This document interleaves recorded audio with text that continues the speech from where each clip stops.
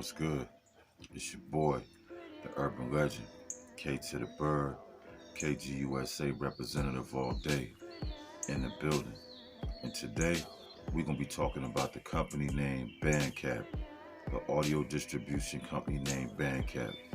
I know everybody out there should be very familiar with Bandcamp, but if you're not familiar with Bandcamp, I'm about to put you on some free game.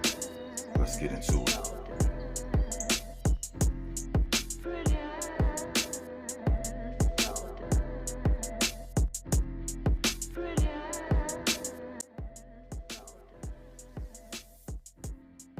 Alright, Bandcamp.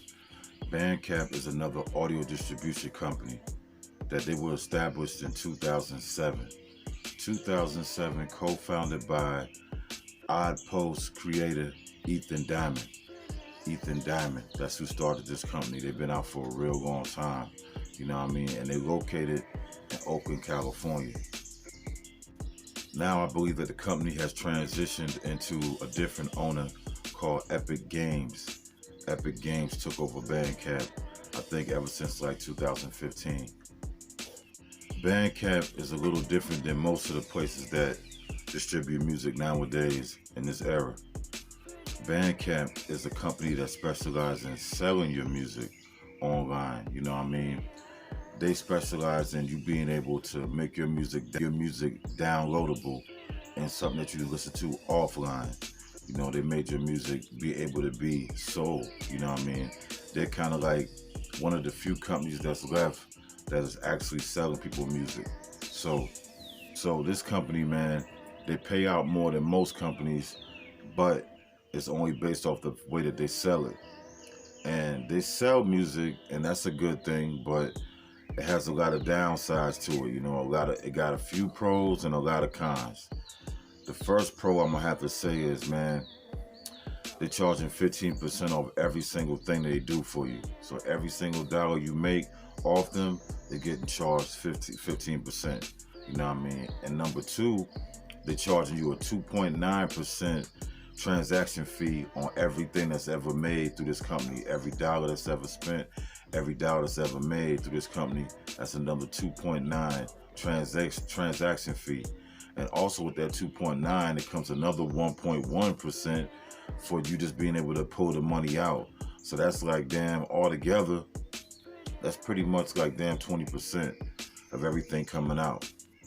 Also, man, they only allow you to have 100 free shares, 100 free downloads. Like, if you wanted to put an album out and you wanted to let people hear it and give it to them first, for, you know, them to be able to listen to it offline, that they ain't got no streaming platform they connected with or any streaming platform they're paying on a monthly basis, you can just damn give out a free download to them. But they only allow 100 free downloads per artist for a whole year, so only 100 you can give out. And if you want to give out more than 100, as soon as you get past that 100 threshold, it's going to cost you money to distribute the music to people for free at that point. You have to pay for the downloads piece by piece. So if you give out more than 100, you're going to be hurting your own self because you're going to pay out like $20 just for another 100 to be able to give out. Maybe it might be even more than that right now, but the last time I checked, it was like $20. And to me personally, man, that's not really a good thing. You know what I mean? I don't think that any platform should be charging you to give out your music for a free download or however you want to give it out. If you want to give your music out for free, no matter what company is damn hosting your music, you know, showcasing your music or whatever the case may be, you should not have to do that. You should not have to pay for the downloads. Especially right now where all these different competitors distributing music 100% free. See, when Bandcamp first came out, like in 2007 when they first was established, like they were real cool. A lot of people was messing with them because of the simple fact that they could actually sell music. And most artists at that time in the game did not want to give their music out for just free. Especially if the artist had a buzz. I mean, even right now, most artists don't want to give their music out for free. How the game is set up right now, when you just put it on streaming platforms and make their money off streams, most artists want to get paid, you know what I mean, per release. Like Kanye West, he just released I think he released a project, and he is putting it out through his website, strictly through his Daylight. He did the same thing. There's a lot of other artists that did the same thing. Eric Sermon, a lot of artists that major, independent, old, or new, they've been doing that. They've been distributing their music the way they want to. They don't want to just have it on all the streaming sites for free no more, you know what I mean?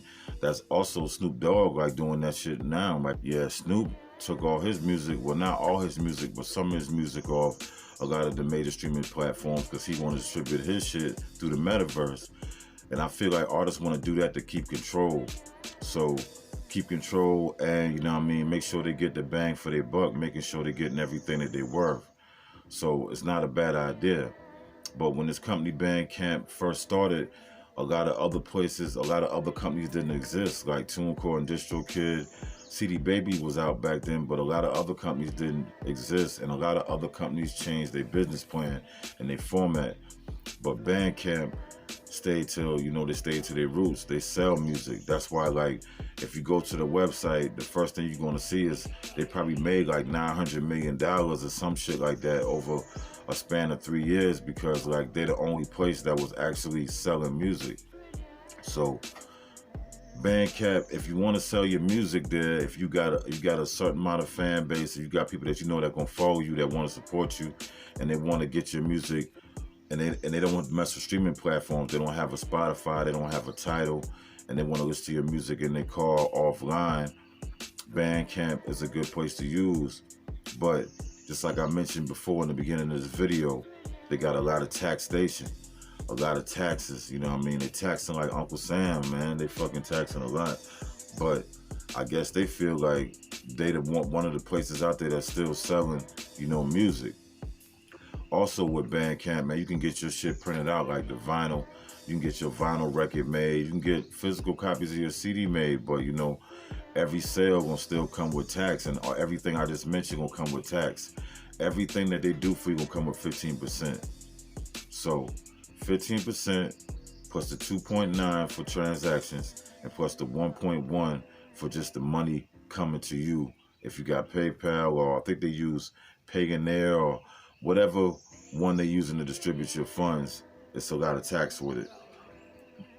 So, in my personal opinion, man, Bandcamp, they already had their wave, you know what I mean? They had a wave when a lot of artists was messing with Bandcamp, you know what I mean? Based off the fact that they selling music, you know what I mean? They don't give out music for free, and they selling it downloadable, you know what I mean? They're making all their music for download, and which is something that's not heavily focused on in this era right now, but it still kind of is, because if you think about it, a lot of people still mess with SoundCloud based off that reason, you know what I mean?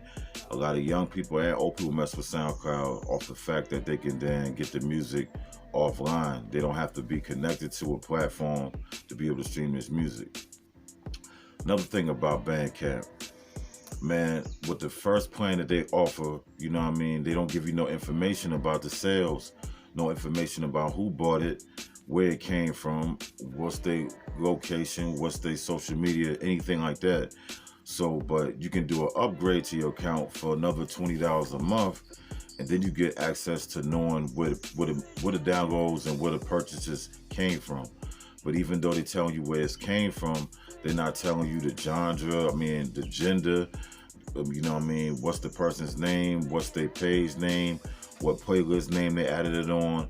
They don't tell you none of that information. They just tell you like the location and, you know what I mean, the region and the time frame and when it happened, from whenever you put your release out there to when it got bought. But I feel like for the upgrade that they're selling, they're not providing enough information. You know what I mean? Because every other platform out there right now providing a lot more information than that. CD Baby telling you the location, the person, and the age. Like, they ain't telling you the person like real government name, but they're telling you the person like social media page or whatever their playlist page is called. And they telling you the location, they telling you the gender, and they telling you the age. So that kind of gives you more a way to break down your demographic to see like who the people that you listening to your music, like who's your fans, who's your core base. And that's very important for an independent artist. Like a mainstream artist that got the machine behind them, that might don't be that important because they got a lot of different ways to be able to collect that data. But as an independent artist like myself, man, we need all the data that we can find. You know what I mean? We got to keep the ball rolling on ourselves, so we got to know, you know what I mean, where we throwing it at. You know what I mean? We got to know what field we playing in. You know what I mean? What our pot look like. You know what I mean? What the field look like, what our brand going into, what kind of audience we then trying to attract, what kind of audience we market into. So to an independent artist, man, Bandcamp got to step their game up as far as the information goes. Because the information has always been the key for independent artists. You know what I mean? Even back in the day when niggas been selling them hand to hand out the trunk, a lot of them niggas that was independent artists had ledgers, man. And in those ledgers, they had all the contact information, phone numbers, cell phone numbers, the business name, the address to a lot of these markets. And that's how they built their shit. That's how the independent artists in the South, like Texas, Atlanta, and Memphis, a lot of places like that, that's how they built their brand off selling independent music, by knowing who is their fans, knowing what's their market, and knowing how to attack that market. So information has always been the key when it comes to music. So all in all, man, Bandcamp, they had a wave, they're a straight company, but